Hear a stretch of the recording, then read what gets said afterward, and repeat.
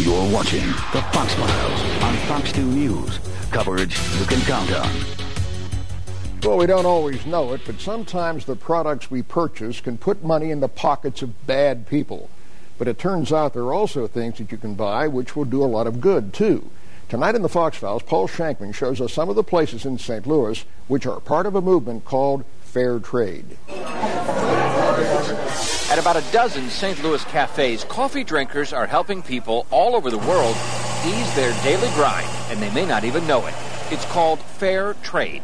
Fair trade means that the farmers who sell us the beans get a fair price. Fair trade has been around for a while, but it's just become popular the past few years, which is why a lot of customers still need shopkeepers to explain it. The farmers who produce fair trade coffee are guaranteed a minimum amount of money, and they come up with programs to put it back into the community. What Fair Trade does for coffee growers is create cooperatives of farmers who are paid a few cents more a pound for their coffee if they promise to put their profits to good use, building bridges or schools or whatever their community needs. I think it's a wonderful idea. I think that there's lots of room for that same idea of fair trade throughout the city. And here's the fair trade. Although coffee shops get a lot of the notoriety of fair trade, there are other businesses that practice it, like MacroSun International here in the U-City Loop. Here the product is crafts and clothing from India and Asia. I think that you can do business, treat people fairly, and still make a profit. Owner Gil Williams travels for months at a time, fair trading with artisans all over the world.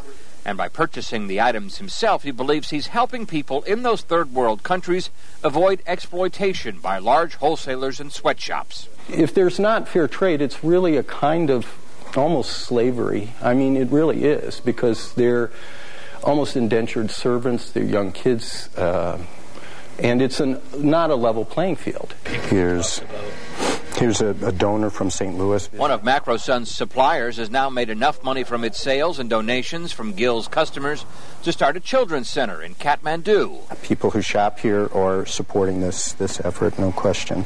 But in the grand scheme of things, are fair traders really making a difference? Whether or not these policies are likely to be effective, I think, depends on the particular form that they take.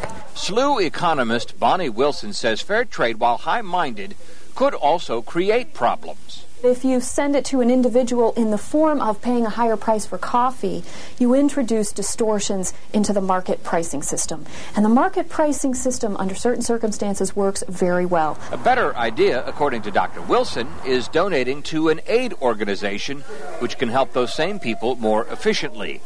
But fair traders prefer doing business one-on-one, insisting they are doing a lot of good to the last drop. In St. Louis, Paul Shankman, Fox 2 News.